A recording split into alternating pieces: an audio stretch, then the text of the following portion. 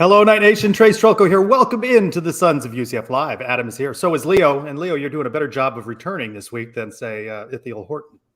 Yeah, that's a tough blow for the basketball team. Live on this very show just 1 week ago. And as you said to me, 48 hours later, goners. Yeah. Once a night, always a night? Sometimes a night. Sometimes. Maybe. UCF opens the 2023 football season just 63 days, but more importantly, officially enters the Big 12 in just 2. Adam, we're on the cusp.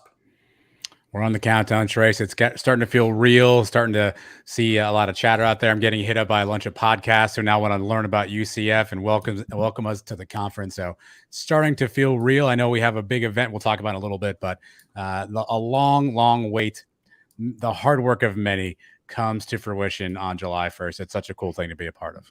Yeah, we'll talk about the big event on Saturday, but a little news this afternoon. UCF inking James Madison of the Sun Belt to a game in 2029. Circle it now, September 8th, 2029.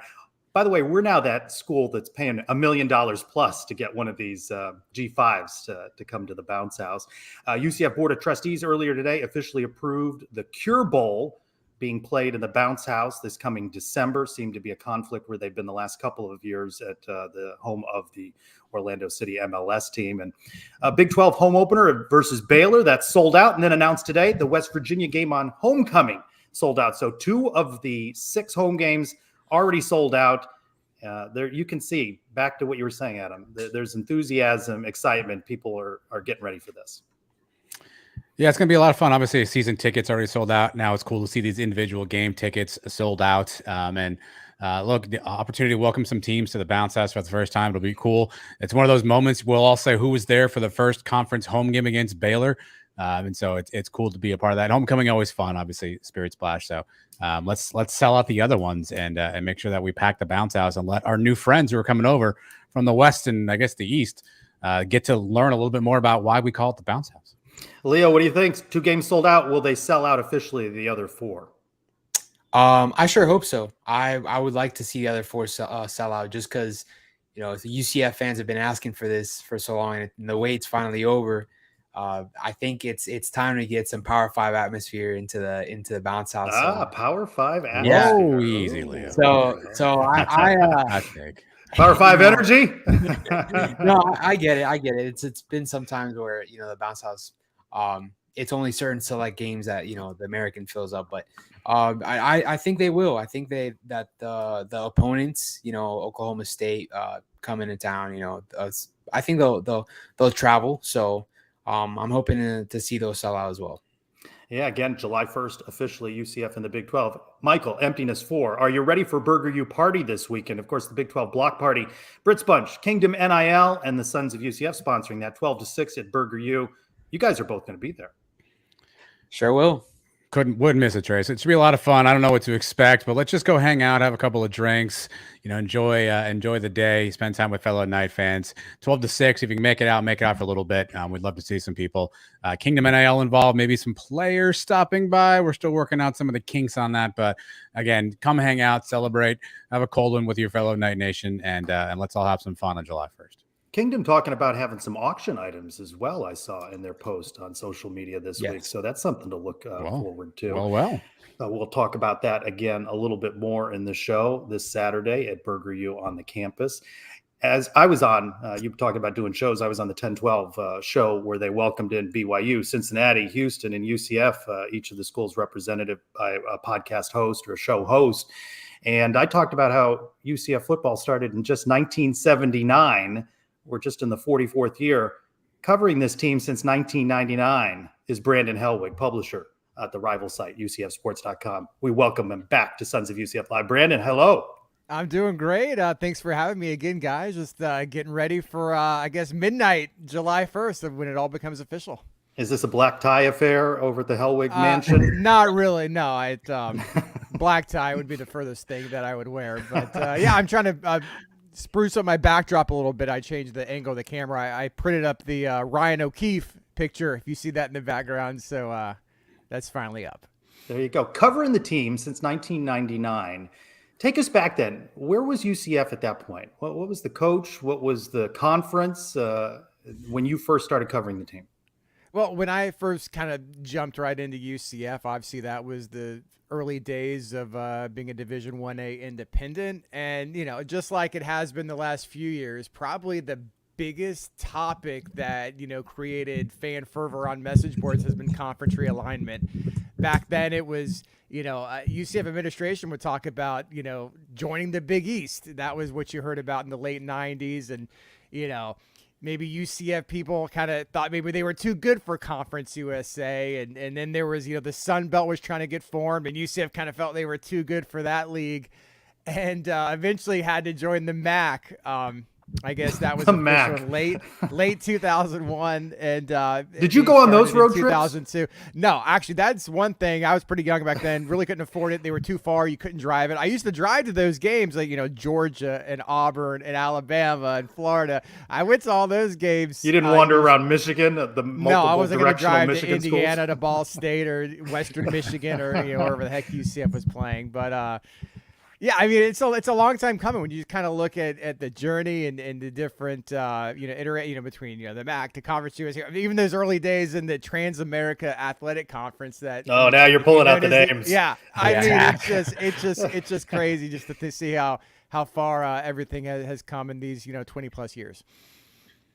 Well, Brandon, obviously our last official weekend in the American. If you can give me one or two memories, one or two things that you're going to miss most about UCF being in the American, what are they? The things I'm going to miss the most. Yeah, I know one of them. I'll save that second. You know, it was.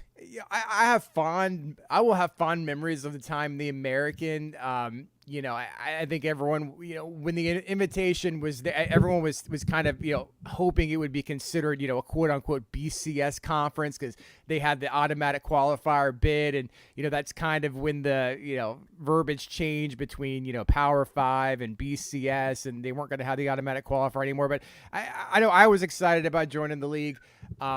You know, some of the teams were obviously the carryovers from Conference USA that came to the American, you know, with UCF, but it was fun going into some new places. You know, even UConn for a few years was kind of different. You know, Temple, you know, but I guess I'll say this. What I'll miss the most, I guess, is probably the rivalry, the war on I-4. I mean, I guess you got to kind of include that in that question. Is just the games against South Florida, you know, the ease of travel, the rivalry.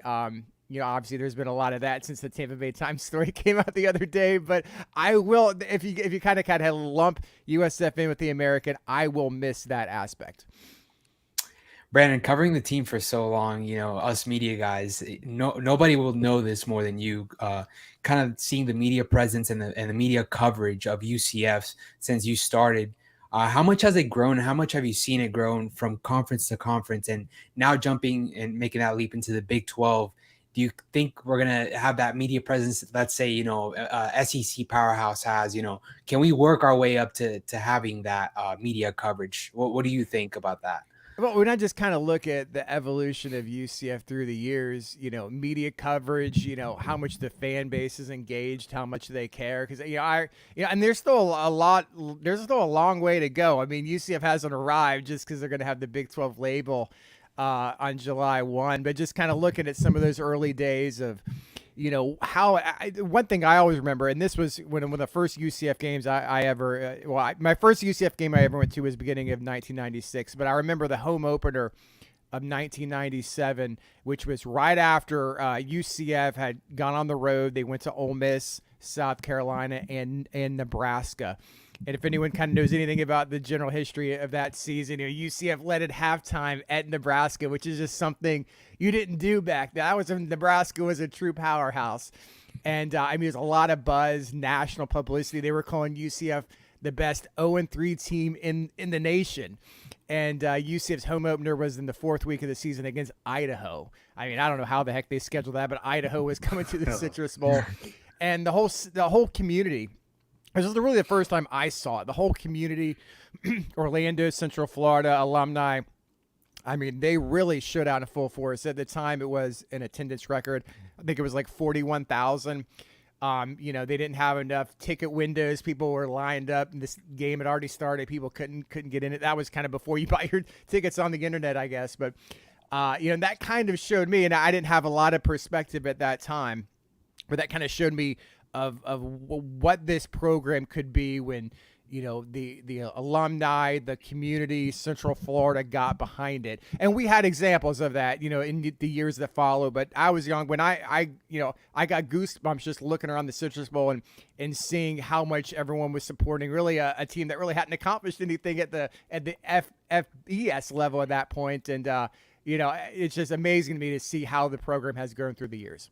We've all watched it grow into this position, but is there a moment you can think of where your confidence was shaken a little bit, that a moment like this might be a long way off? Yeah, I don't think my answer is going to be much different than a lot of people who have been around. I think it was probably 2007, at least the early part of 2007. UCF wasn't, that far removed from, the losing streak, the long, the 04 winless streak, and kind of carried into the next year. I know they had some success, won the conference, the USA East Division in 2005, but 2006 was another down year, and going into 2007, even though UCF had the stadium and everything else, you were excited about that, but when you saw South Florida, when you saw, what the 64-12 and how they just annihilated UCF, and just seeing where they were, that the Big East, that's, UCF people felt South Florida, kind of maybe took that spot. That was UCF should have been in the Big East, but USF had the more well-rounded athletic program, better basketball program, bigger overall athletic budget. So I mean, there was reasons that decision was made, but it just felt, I don't know. It was, if anyone, I think a lot of people have posted that this week. If you would have told fans in that stadium that day, Raymond James, after kind of witnessing that ass beating, one way to put it, that, just 15 years later, UCF would be in the position they are, and you would see where USF is. I mean, a lot of people probably wouldn't have believed it. That's why it's, in a lot of ways with a rivalry, it's so satisfying, I think, for a lot of people to kind of see what happens, especially when you look at all the other steps South Florida took throughout the years that followed, it kind of, put down UCF and to kind of hold them back every possible which way they could. Brandon, from a fan standpoint, what do you think will be the biggest adjustment to UCF being in the Big 12? Fan wise, I can say it right now. The games are not easy to get to. I guess you wouldn't say they weren't necessarily easy to get to in the American either. I mean, unless it was USF. I mean, you're pretty much jumping on an airplane. But booking some of these trips, it's a little bit creative. You've got to, if you're going to Lubbock, Texas, you got to figure out what connection, or Manhattan, Kansas, you got to drive to Kansas City, and fly to Kansas City and drive to Manhattan for 2 hours. So I mean, there's some logistical things, but that's just the way it is. That's kind of what fans will get used to. But I think it'll be a blast. I think the games will be a lot. At least even the games in the bounce house, you're going to have a lot of Big 12 fans visiting Orlando, and it'll make that'll just enhance the atmosphere that much more. I mean, obviously, I have no doubt UCF fans are going to pack the bounce house, but you'll see. Instead of maybe 100 traveling fans, mostly player parents, you're going to see a lot more visiting fans, and that'll just kind of enhance the atmosphere for these games. Brandon, continue to talk about growth a little bit. Kind of give us your stance a little bit on what you think of the tourist tax dollars and kind of going to UCF if they do, and just funding in general going forward, because we know that that's going to be really the driving force behind getting recruits, behind getting the top facilities, and where do you kind of see UCF in the next 10 years into the Big 12, overall in recruiting and facilities?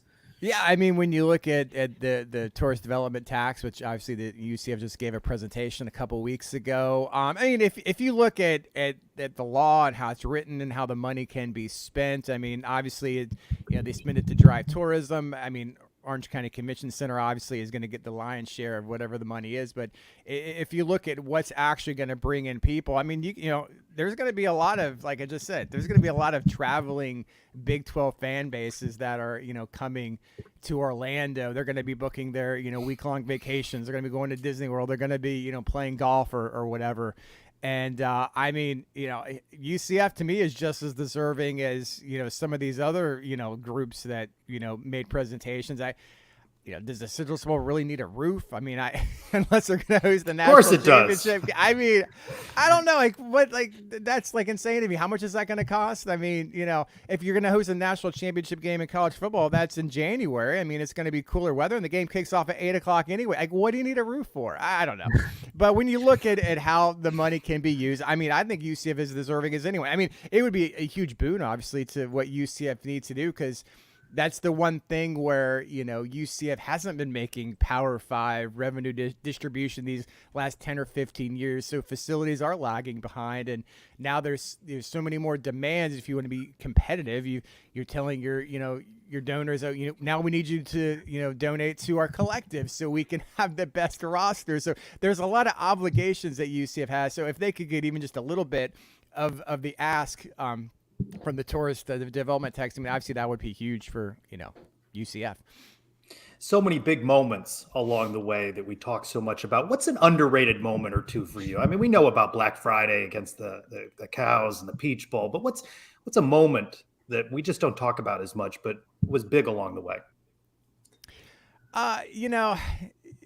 Obviously, the Fiesta Bowl, the first Fiesta Bowl, just kind of seeing, what UCF could be as a football program, not really, wondering if that would ever happen. I mean, there was, George O'Leary, obviously, it has a statue outside the stadium. I mean, there was a lot of questions along that journey. Is he the coach? I mean, obviously, he was building UCF what he thought was the right way, but there was the yo-yo seasons, the up and down years, and you kind of wondered, maybe is this the coach that does he connect with the players the way a coach should? Is this really the right path? And what he was able to do, in that time frame, obviously, proved that he was the perfect coach for what UCF needed at that time. And just going to the Fiesta Bowl, seeing what UCF was able to do against, obviously a team that's going to be a Big 12 rival now, Baylor.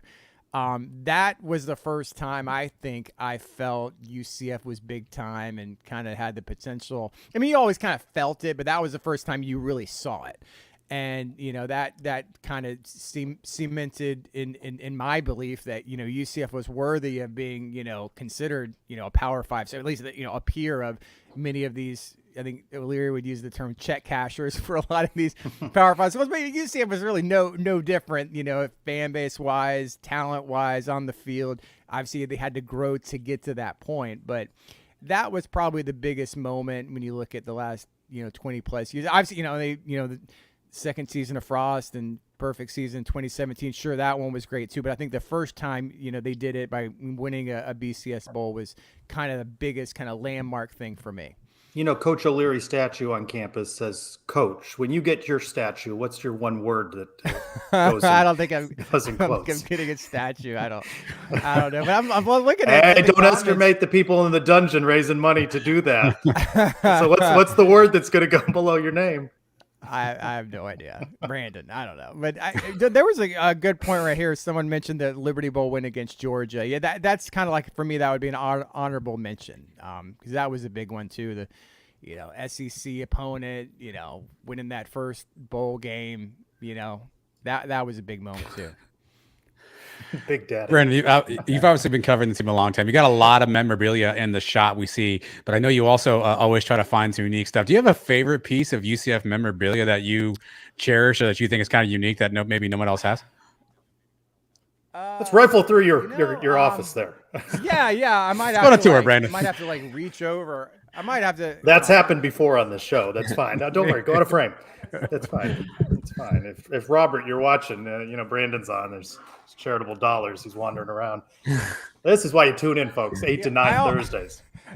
I mean, I have some other stuff. Just it would be in the other room, but I had something at arm's length. Well, this was an interesting item right here. This is I get this on eBay a few years ago. It's a snapback. Wow. It 1990 in the back there? UCF That's Division nice. 1AA playoffs. Yeah. Wow. Yeah. So, and these That's come in up on gold, eBay right? That from was a time to gold time. hat. That Yeah. one you had, it was gold. Yeah. That one was a gold, and the colors might not be displaying right. No, actually, They're a little it's yellow. more like bright yellow. Yeah, I got other stuff. I don't know. I was looking for, there's a few people that, I know Sean used to have problems and Neil Serena and a few of those other guys. I mean, they're kind of big on eBay too. I'll always, try to, pounce on something if I see something unique. But, yeah, I enjoy collecting UCF memorabilia. All right, I gotta ask this question just because I think it's just kind of cliche, but going into the Big 12, new cities, this means you're gonna go to some away games, and I know you have probably a city that you've marked that you want to go visit and try out the cuisine or something. What's that one city that you're Leo? like, It's Lubbock. Come on. it's not Lubbock. It can't be Lubbock. Come on. But no, there's definitely other Big 12 cities that could captivate your name. I don't know. I'm kind of curious. I don't know. I mean, I've been to Manhattan, Kansas. UCF played there in 2010. If anyone's ever seen that photo of like the Storm of Doom or whatever that looked like, that was a little bit. I mean, I know they have tornadoes in that area all the time. You're kind of like wondering, like, are we about to get hit by a tornado, or like this is kind of scary. So I've been there before. I don't know. I'm not that familiar with, like I've been to Tulsa, so I mean, are you going to check out Tulsa? So I'm going when to you're Oklahoma. I mean, there's Norman, than that, right? Eventually go to Stillwater. So I don't know. I'll be kind of curious to see. But as far as this year, yeah, I guess I've obviously been to Cincinnati a bunch of times. I've been to Manhattan, never been to Lawrence, never been to Lubbock, never been to Norman. So and obviously Oklahoma is kind of going to be short-lived in the conference, only just one more year. But I guess I'm excited for that one this year because, I know that's going to be the number one, road destination for UCF fans. I think Southwest has a nonstop going to Oklahoma City, which I'm sure is going to be packed with Knight fans. But if you have the opportunity, because I don't know when UCF would get the opportunity to play Oklahoma like that, just because they're going to the SEC. I'm really looking forward to that one. And I guess Lubbock, that's an interesting. I heard a lot about it. Prairie dog town. The smells and some other things too. Like there's something outside of town that if the wind's a certain direction, I don't know. We'll see. I'm just curious because what will be fun about these places, and I've said this before, is that when you go on road trips in the American and you check into a hotel and you're making small talk, and like a lot of times they have no idea like why you'd even be in that city. Like, you go to, Philly somewhere. Oh, I'm here for the football game. Temple, UCF. Oh, okay. Just one of those things that, at least when you go to these Big 12 venues, the whole city is these are football towns. Like, if you're coming in from Florida, they're going to know, and they check your ID to check you in, that you're here for the football game. That'll be fun. Just kind of, immersing yourself in that atmosphere. All right, let's move to the present. 2023 Knights, of what coming through spring and the transfer portal. What's your thoughts? Are you cautiously optimistic that UCF can move into this Big 12 and it turned out to be a positive first season? Yeah, I think I've said this for a while. I think a reasonable, realistic initial goal would just be bowl eligibility. I think everyone has aspirations higher than that. It's really hard. It's hard to know how UCF will make the transition. You got to play the 9 conference games. There's a lot of challenging road trips. The week in, the week out grind. These Big 12 games, a lot of them end up being close games. There's no off weeks. I mean, we got to say that before, that there are some games that, maybe in the past where UCF could kind of just show up and win. That's not going to happen in the Big 12. But you know what? I mean, it's just one of those things that I in some ways the schedule is favorable to a degree. You don't get Texas, you don't get Kansas. You don't get TCU and Texas, which is probably 2 out of the 3 teams if you look at it. A lot of people feel in the Big 12, and I'm telling you, if John Rice Plumlee, if Darren Hinshaw can work his magic and talking about footwork and all this stuff, pocket presence, and he can improve that passing element, we know his running ability is off the charts. If he can take that step up, and that's the one thing that some people kind of, maybe forget sometimes. I know some people obviously were critical of him last year, but last year was really his first full year as a full-time starting quarterback. Gus now. All right, his first full year. I know he was a little bit older, but he was just playing wide receiver the year before that. He's a guy. If he can put it all together and Hinshaw, like I said, Hinshaw work his magic. I don't know. I mean, Talking about dark horse. I mean, what do you think? A dark horse for the Big 12 championship? I mean, crazier things have happened, right? I mean, no one thought TCU was going to the playoff. On this bowl eligibility question, do you find Boise State to be a must-win to get a 3-0 start in non-conference play? You got to win that game. I mean, you got to. I mean, if you, I guess, is it a must-win? I mean, can they lose the game and still? Yeah, I guess they could. But I think just for early part of the year, you got. I mean, that's going to be a Big 12 type trip. I mean, you're traveling a long way, long plane ride and everything else. You got to win that game. So maybe. Brandon, obviously a lot of positive momentum around UCF recruiting. I know a big month coming up here. How do you anticipate the recruiting trend to continue to go for UCF? Are things looking positive based on what you're hearing? Yeah, I mean, I think that's the one thing that, I always knew Gus was going to come in and recruit, better than any other coach in UCF history, just because that's kind of been his MO as a coach. Excellent recruiter. He's a former high school teacher.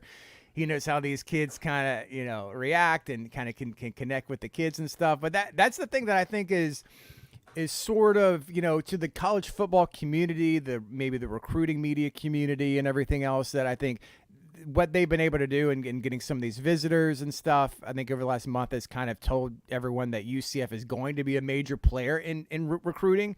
And I think we're going to start to see that in terms of players committing to UCF here in the next few weeks. I mean, we'll see what happens, but it does seem like UCF is trending positively for a few of these 4-star prospects they'll be announcing in the next few days. Some of them are from Georgia. Walt Claire Flynn is an offensive lineman. He's going to announce July 1. Kylan Fox, a tight end, I believe, is July 4th. And there's some other players in there that should be announcing. It seems like UCF is the team to beat. And I know that'll definitely turn some heads. But that's the thing. It's there's definitely a Big Four. I mean, don't get me started. I think there's a Big Four period, but there is going to be a Big Four in recruiting as well. Brandon, let's shift gears a little bit to baseball and basketball, because those kind of are two forgotten sports. But I think being optimistic about those two sports with the new hirings with the baseball coach and moving forward with Taylor Hendricks being drafted, what do you think our program stands in those two sports, and how do you see us faring in the next conference? Well, I love the baseball hire. I think UCF got it right. When I thought it was maybe going to be Joe Girardi, I was, maybe coming around to it, but didn't really fully buy it in terms of the fit and him understanding what it takes to win at the college level. But that doesn't matter. He's not coming. Rich Wallace is a UCF guy, highly regarded as, one of the best recruiters. And that's kind of been the deficiency, in my opinion, of UCF baseball. It's recruiting. It's having enough arms. It's that just for whatever reason, Lovelace, I don't know whether it was over reliance on out-of-state players or, recruiting Ohio too much when he should have been recruiting the state of Florida. I don't know. But whatever it was, UCF just didn't have enough players. There were some injuries a lot of those years. But I love the hire. Obviously it hurts to lose a few of the guys to the transfer portal, which they did, and the couple key players. But, I don't know if it'll be next year, the year after. But I have no doubt UCF will be an NCAA regional team in short order. Basketball, I mean, I know you got another guest coming up, so feel free to talk about basketball. I mean, it's just the state of basketball. I like Johnny Dawkins, but it's just, and then this is honestly, like, you can paint this with a broad brush with a lot of programs, with transferring and the portal, just in general. Is just it's tough because the rosters, and it's not just UCF. Like, there's a lot of schools like this. Like, the roster changes every year. You can't get comfortable with players. You're not going to see guys like BJ Taylor and Taco Fall and Chad Brown develop through the years. It's like every year it's like wake me up and like who's on the team when the season starts. And it's tough. Like for me personally, I knew all the transfers coming in, and you hope they work out. But I'm looking at these high school signees. I'm like, yeah, I like these guys. They wanted to come to UCF. They signed with UCF out of high school. I'm really interested and curious and excited to see how they look this upcoming year and how they're going to develop. And then now two out of the three guys are like, I'm out of here. Before the season starts, they already signed. Yeah. I mean, one of them, who knows what happened there. I know his father was having some issues, and now he's going to Kentucky, and the other guy's like, I need some money, and I got to go get paid, NIL, and UCF wasn't paying me or whatever, so I got to shut my services and get out of my letter of intent. I mean, it's just insane. Something's got to give with all that stuff because it's just tough. And I feel bad for Johnny because I kind of, you're going into the best conference in college basketball and you've got to worry about a roster now. But I guess it's just the new age of college basketball. Yeah. Let's end with this one. What's the strangest post-game or media setup that you experienced over these 20 plus years covering UCF? I know you and I and Jason Beatty were in a closet basically at FAU. That was a tiny space. What's the strangest experience you had covering a There's a lot of them, and actually a lot of them were this past year. I think, Tracy, you were at most of you mentioned the closet at FAU. I think was like a storage for a concession stand. At East Carolina doesn't have a room, so they used like a training room where they like tape up players. That's where all the tape that they had ripped off the players was all on the ground. Right, and like the trainers were coming in trying to retrieve their stuff when we're talking to Gus, and that was a strange one. The first Tulane game, it was in the batting cages of the baseball stadium. Oh, and it was cold too, right? Yeah, that was an interesting one. And Tulsa was an interesting one. You kind of went down into the locker room and you could kind of see what was going on. Like there was you went down, it was like a basement underneath the stadium. And the UCF locker room's on one side and the media room is on the other. And of course, if UCF goes to Tulsa, that's an automatic L. Okay, everyone knows that. And so we're over here and you're hearing players cussing and throwing stuff. And the door is kind of closed, but you're close enough to the locker room where you can kind of hear the emotions. Like, that's not good. But yeah, I think Gus Malzahn, it doesn't matter to me, but I think Gus Malzahn was kind of like a rude awakening for him a couple of times because he's coming from the SEC. Like this is not the SEC, Gus. No. Well, Brandon, we appreciate you spending time with us. Now, on this very program last week, Ithiel Horton was a part of it, and then he's gone. So we hope you will remain. I'm okay. I'm locked in with UCF. I'm not going anywhere. All right. Brandon Hellwood, publisher at UCFsports.com, part of Rivals. Thanks for being with us on Sons of UCF Live. Enjoyed it, guys. Thank you. Thank you, Brandon. Memories. We were in some tiny spaces. That first time Gus walks in and he looks around and he's like, where am I? He's basically in the training room. Tape all over the place. Mess. One other football note, Big 12. Good to hear that, by the way. And I should have asked Brandon how long it's going to take him to unsubscribe to everything and stop following every AAC thing. But the Big 12 Media Days announcement, repping for the Knights, John Rice Plumlee, Javon Baker, Ricky Barber, Josh Salazar, Lokai Paule. Does that pinpoint maybe, Adam, that these are team captains, perhaps? Yeah, this would probably trend in that direction, right? I mean, obviously these are guys Gus trusts to talk to the media, so you're probably looking at the team leaders right there. There we go. Talk about champions all across UCF. Got one joining us right now. UCF Surf Team National Longboard Champion. He is Jonathan Wallhauser, and he hops on with the Sons of UCF Live. Get a little shine to the Surf Club. Jonathan, welcome in. Hey, guys. Thanks for having me. Really appreciate it. How you guys doing tonight? Doing well. Great. Talk to us about the surf team. Kind of, underrated at UCF, but a powerhouse. Yeah, no doubt. So I think we're kind of slept on as a team. So, man, over the years, we've had some pretty good results. Florida's kind of a powerhouse as far as the East Coast goes. And, we finished the whole year, I think, like second place overall as a team. So, killer year. UNF plays first. They're kind of like the Alabama of surf teams over here on the East Coast. Is that your phrase, or that's widely known in the surf community? They're the Alabama, known, or at least from the schools that have football teams. That one's pretty well known. But we killed it this year, and we got lucky. I took home a East Coast championship and a national championship in longboard. So. That was killer. Define for us longboard. What are the dimensions of said longboard? So per NSSA, which is like kind of the NCAA of surfing, it is a board over 9 foot long. So I was riding the 9.6, which is a big old piece of foam. But I do shortboard as well. Shortboard is, I think they define it as anything under 2 feet, like 2 feet over your height. It has to be under that level. So and then we have our lady shortboarders as well. So we got a good stack. Same dimension on the boards for both men and women? Yep. And then the longboard is men or women. Jonathan, how'd you get involved in surfing? And when was the point where you maybe took it from like hobby to being like, hey, I'm going to make this something that's competitive? Yeah. So probably started surfing when I was like 3 or 4 years old. I grew up in Satellite Beach, so for anyone from the Space Coast, they know where that is, just south of Cocoa Beach there. And I think it was about I was probably 10 or 11, and like some of the older kids at the school were doing surf contests. I was like, oh, like I want to do that. You know, that looks cool. Like I want that to be my sport. So I kind of took it and ran with it, and I've just been doing it ever since. And yeah, it's been great. It's been a blessing. It's been awesome. Jonathan, so as far as culture goes here in Florida, when I think of surfing, typically you think of Hawaii, California, maybe Oh yeah. maybe some Central American countries in the Caribbean, but Florida, I've never really noticed, it being a surfing capital. Can you kind of like give us a little background on what surfing is like here in Florida and what your favorite spot is to go surf?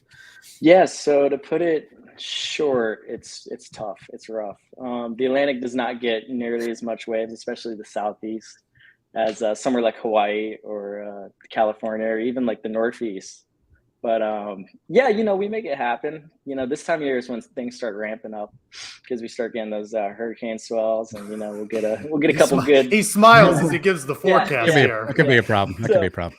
Most people, they hear hurricane, they go like, "Oh, I don't know." But anyone who lives around here, they hear hurricane, they're like, "Okay, we might have some surf for once." Nice. But as far as a favorite place goes, probably like locally, probably New Smyrna at the inlet there.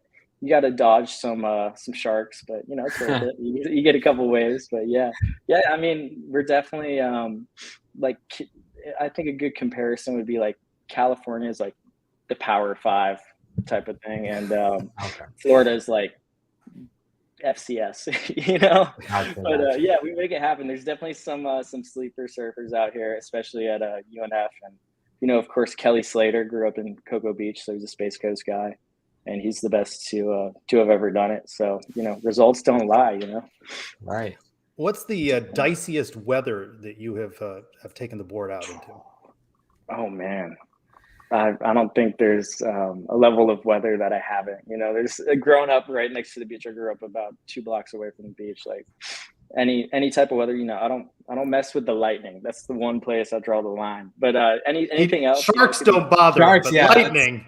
No, see, that's you'd be surprised. Have you seen sharks? You've seen them? You touched them? Yeah, actually, I got bit by a shark when I was 13 at the NSSA East Coast Championships at New Smyrna, which is crazy. But yeah, it wasn't anything too bad. It's just like some stitches back in the water 2 weeks later. But yeah. I mean, lightning, no, thanks. But yeah, I've been out in some hurricane swells with Pops back in the day, and we always have fun with it. It kind of just adds to the adventure when everything's breaking loose all at once. Jonathan, tell us more about your teammates and about sort of the surf team and the folks you get a chance to work and train with every day. Yeah, so man, UCF is like it's a weird blend because Orlando, you don't really think surfing so much. I think the closest beach is like an hour away. But yeah, I made all of my best friends and closest, people through this team, through the club, and yeah, every one of them comes from like a different background of life, and it's cool to see like some academic surfers compared to the usual, kind of stereotypical burnout, like washed out people. So like, yeah, having like, are there any of those? And, yeah, on our team, no, we're pretty tight knit. We know how to have some fun for sure, but I'd say we're it's that perfect blend between discipline and hanging loose and having a good time. Jonathan, what would your pitch be to people that are interested or students that are interested in joining the surf club? I have no experience, but they've always wanted to do it. And like, how do you kind of get people interested in starting to surf and learning how to surf? Especially on the club side of things, I would say 70% of the people that join don't know how to surf at all. They're just really at the beach. Wow. Yeah, you'd be surprised. But we're the largest non-Greek club on campus, and everyone just comes out and has a great time. And I think it's one of the best ways to meet people and make genuine connections with students that, all like the sun and going to the beach. And we have a handful of beginner surfboards that we bring down to all the club events. And there's always someone who's willing to give you a hand. it was a very special club to be a part of for 4 years. It was pretty cool. What's a beginner surfboard? Is it like a raft? Yeah, so think of a longboard, but shrink it down about a foot, and then no fiberglass. It's all just like covered in foam. So if that thing comes up and whacks you in the head, you're not, bleeding. It's a big foam, soft board, and some of the veteran guys can take you out and push you into a few, and get to see your first wave standing up. That's always a special moment. What do people not understand about club sports in terms of finances? You guys have to fundraise to be able to do things. Yeah, so fundraising is like a huge part of the whole scene, especially for the team side of things, because you can imagine taking 10 people out to California is not a small endeavor. But we're blessed. We're very lucky to have Ron John sponsoring us as a team. So we're actually the highest fundraised team / club on campus, which is pretty incredible. Thank you, Ron Johns. We always say huge shout out to Ron Johns. Without them, none of this would be possible. But as far as fundraising goes, yeah, it's an everyday thing. You got to think of ways to like put on like a little contest or community event. Try to get a couple extra bucks here, a couple extra bucks there. And then, of course, the Sport Club Council, like we have to meet certain requirements and make sure we're checking all their boxes, or else, they start breathing down our necks.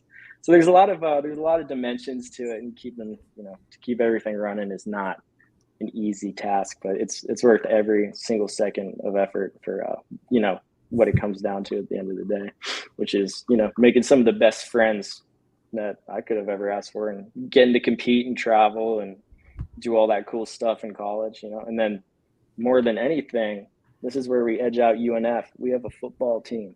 That was actually, I was looking at UNF when I was in high school. I was like, oh, okay, maybe I'll go there, because like everyone knows UNF surf team that surfs and like wants to, go to college. So I was looking at it, and then I was looking at UCF, and I had some buddies on the team at the time, and a lot of it came down to obviously the school. UCF has a great engineering program, which is what I was trying to go into. And more than anything, they had football, and it was on campus, unlike some of the schools out west. But yeah, it was really the perfect blend for everything, and we get fundraising and everything else. So yeah, it was really just like all the stars aligned, and it was awesome. Jonathan, a lot of people are asking, is that the trophy you won behind you? Is that the what you won recently? Oh, right. Yes. Sorry. That's not even placed there on purpose. I'm actually packing up. I'm moving. That's, that one is the East Coast Championship. You should show it to us. Longboard. Yeah, here. Yeah, bring it over. All right. So this one was in April. There it is. I don't know if you can probably focus. Yeah, there it goes. East Coast Champ. So that was killer. That was a great moment. We had the whole crew out there, and that's fun because that's right at New Smyrna. So, we get all the club guys out there, and we had a cowbell. We were being all obnoxious. It was fun. And then this one. Now he's showing us around. He's got more. Oh, here we go. I was not expecting a traditional looking trophy. I thought it looked like a surfboard or something like that. Yes, so, they give you the little accent up here. You got the guy okay. going at it. Nice. And then they got this dude down here. He's jacked, so that's cool. Nice touch. But yeah, that one was out there at Salt Creek in California. So that was oh man, what a surreal moment that was. Jonathan, forgive the ignorant question here, but what's next for you surf wise? I mean, it's something where after your time at UCF, do you go professional? What do you do after your time at UCF? Oh, it's a great question. Most people don't even, I barely even know what the next step would be, but yeah, it's tough to make it in the surf industry.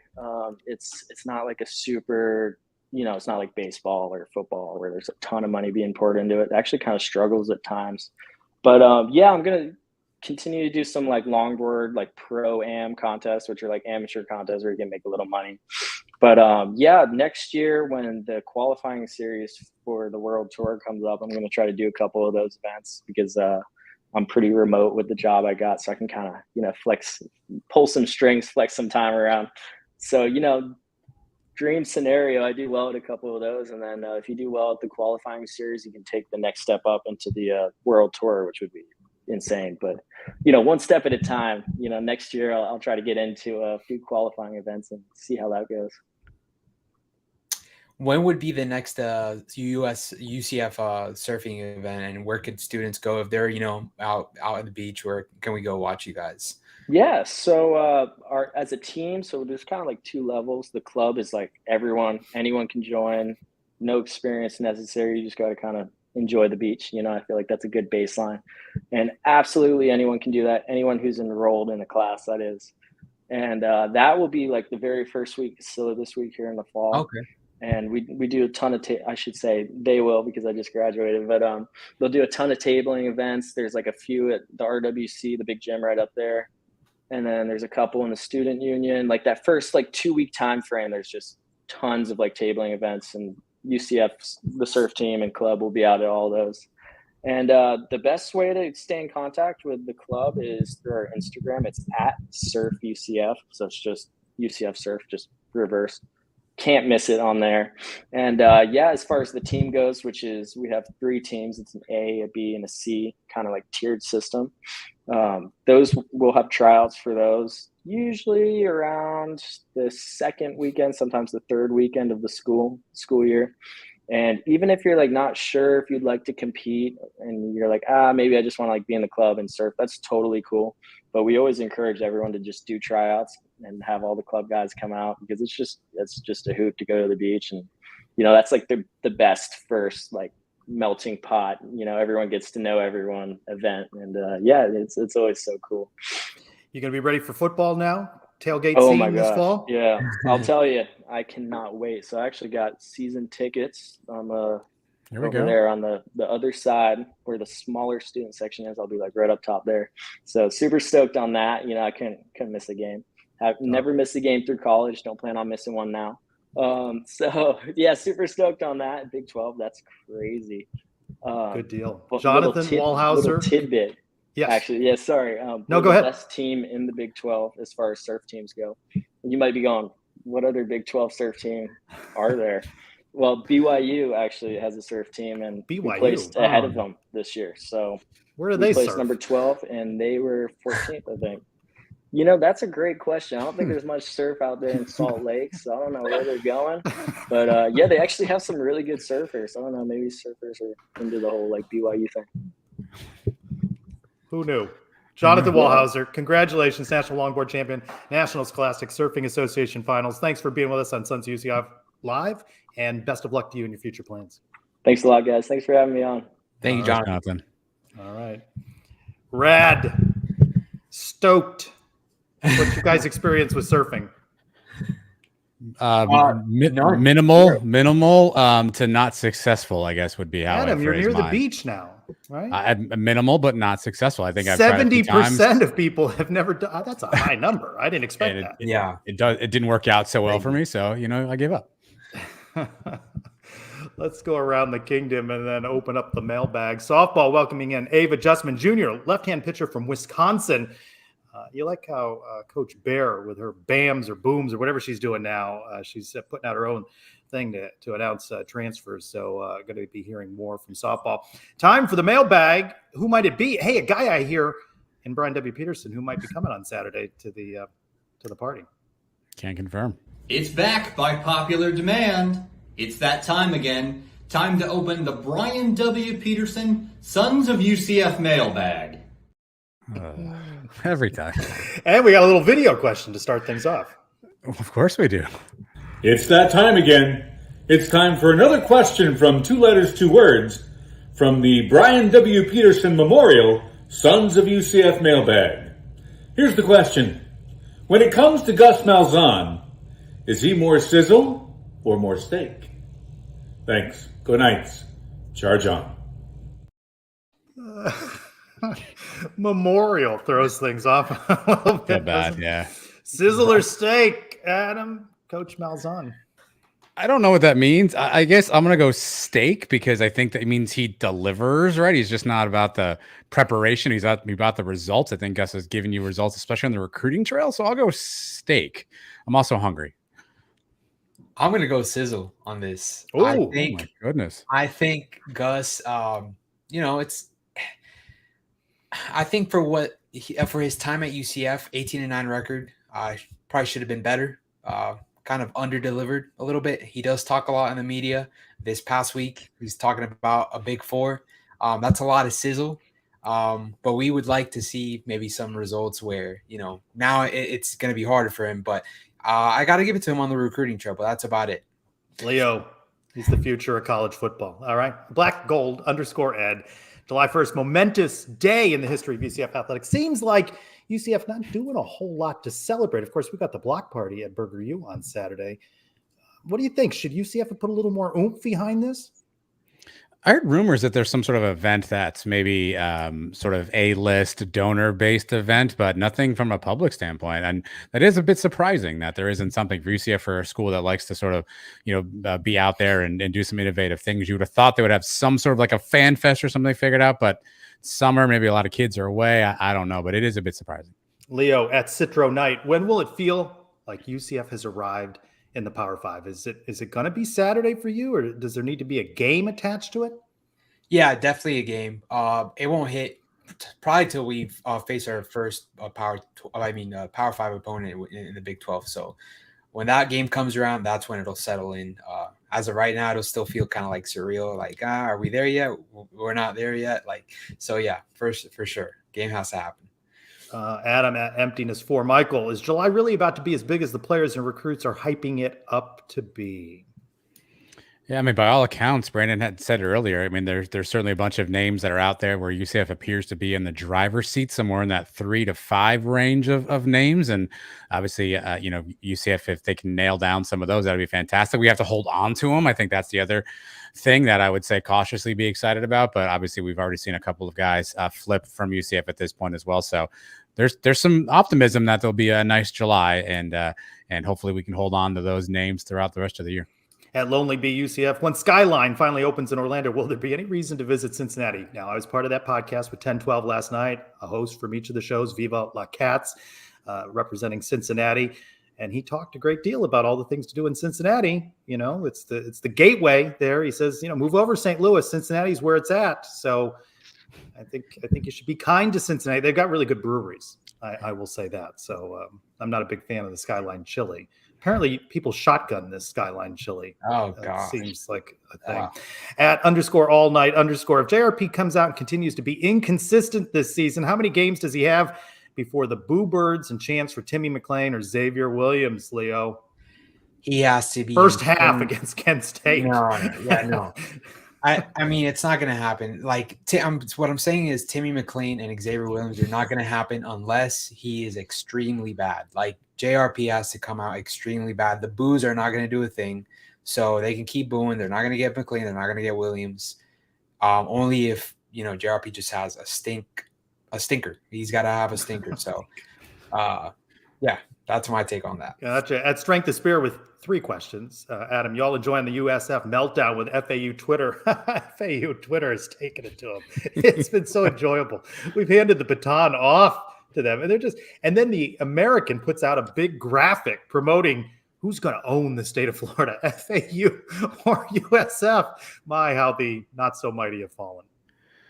I don't know if this is a hot take, Trace, but I just stopped caring about USF. I don't even see stuff on timeline anymore. I just scroll past it. I mean, I haven't even thought about the Cows in a minute. So I just kind of scroll past all that. So good on FAU for dunking on them. And look, I think that's a program that they have a good coach in Tom Herman. If they can make some strides basketball into the Final Four, don't be surprised if they probably already have overtaken the Cows, but don't be surprised if they're not putting the Cows in their rearview mirror in no time. At Strength of Spirit again with another question I'll answer. Are the War on I-4 trophies in storage, or are they on display? Leo, I don't know if you've ever noticed in the media room, but you can see them tucked behind a riser and a banner and things. They're not so, it's not such a prominent thing. The base of it's just in a corner. Another one from Strength of Spirit. Leo, which sport gets the first Big 12 win? Soccer's out there. Women's soccer starts. Volleyball will start before football gets into it. One of those? First championship I would say first Big 12 win. Oh, first Big 12 win. I would say, soccer. I would say men's soccer.